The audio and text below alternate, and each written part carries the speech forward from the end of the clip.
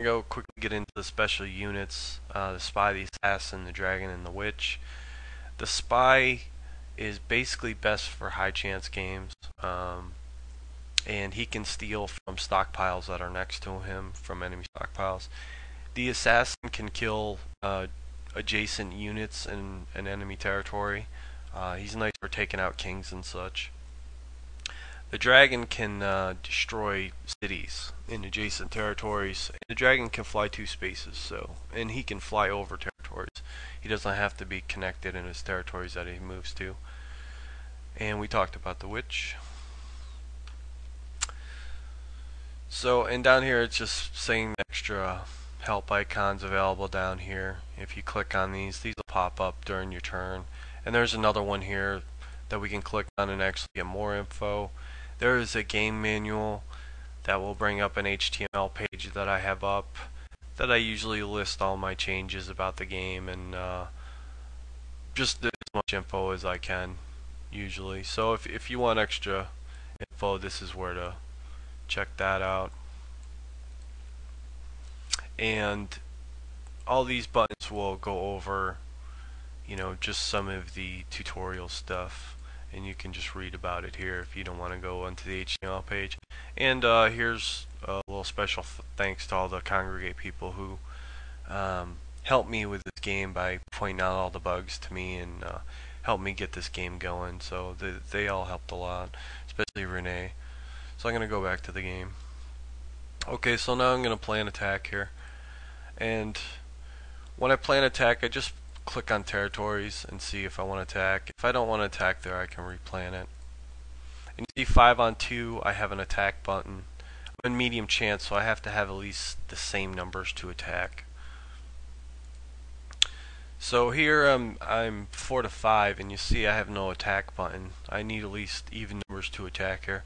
So I'm going to add a force here, and I'm going to click on this horse back here, select him. I'm going to select on the territory where the king is, and I'm going to pick up the king. I'm going to add them both into the battle. And, that's a little risky because it's 5 on 5 and I can lose them both, but I'm just doing this to show you some of the strategy involved in the game. And since it was even, we see the battle bars, I call them, go down. It's basically just showing you the dice rolls and stuff and the results of the battle. And you see that we won it, so it worked out for us. But you see now that horse and that king are now occupying this territory. And if I had another horse here and something else, we could do more attacks like this, running them in and dropping them off, and it makes for a lot of strategy. So here again, I'll do another attack. I'm going to attack this gold,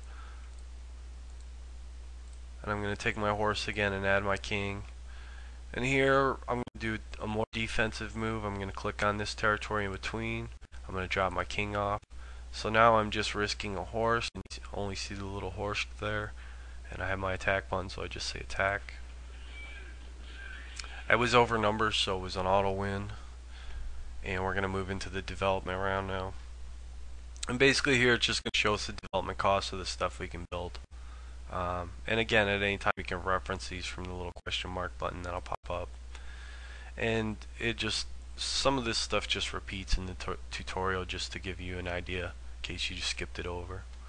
But at any time, you can click on these buttons and get that information if you forget what actually builds what. So I got a ton of resources here. Cities are important, and what they're going to do is they're going to double resources that they're adjacent to. So if I can find a territory that has a lot of good resources touching it, I can double all of them. So like this one right here, and you'll see the icons doubled, but now I have double timber, double gold, double trees, double iron. If there's a pasture here, the pastures don't actually double. You only get 1 horse per turn. But you see these lines now that kind of designate that that's a city. And down here you can see the quick reference number shows that we now have 1 city in case we were playing a non-conquest game. So now I'm going to get into the boats. Whenever I pick a territory that has multiple waters, with a boat, it's going to ask me what body of water. I just select on the body of water I want to put it in. This boat here is going to be confined to this little water area. So basically, this boat can only really go between these two territories. And it wasn't a real strategic placement. I'm just kind of trying to show you guys how the mechanics of the game goes. So here I'll put a boat here, and it's another multi-water, so I have to pick what body of water, and I'll pick out here. So now this boat can hit anything that has a border on this water.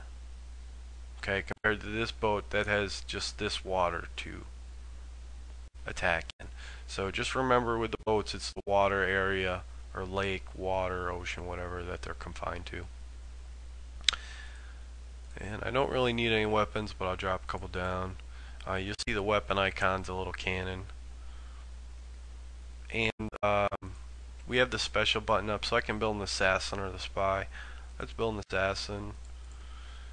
And I'll build a spy over here.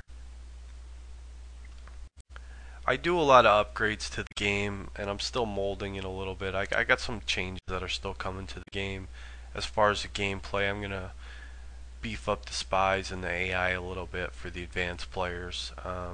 But just know that I work on this game a lot, and I always tailor it to players' suggestions. So if you're on Congregate, leave me info if you want me to change something or fix something, and I appreciate all the help I get. So I got as much as I need. I don't really need to spend this all, but normally you'd spend all your resources. So I'm going to end my turn. The computer's going to end his for now. So we're going to go back into the next production round, and we're just going to see all the production. And you see that they're popping up too now for the double ones.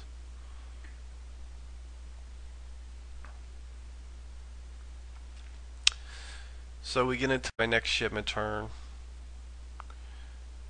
and I can move my assassin by saying special assassin and move him one space, or the spy or the cannon moves one space. A new change now is that boats actually can ship on the same square. Before, this boat couldn't ship to this territory. Now it can. I can say shipment boat, move on to this territory. Some of the old players will like that change, but that's something new I just fixed. So now I'm into my next magic round. I've been given all the magic, everything. I just have it maxed just for showing purposes, basically. It's kind of like cheat code. So anyways, just to show you some of the higher level stuff. When we get full magic, we can conjure the dragon and stuff. We have access to all the spells like Armageddon, which is a nuke. And again, we have all the resources stuff. So I'm going to conjure my dragon, just because I like the dragon. So I'm in my next attack round. You see that the players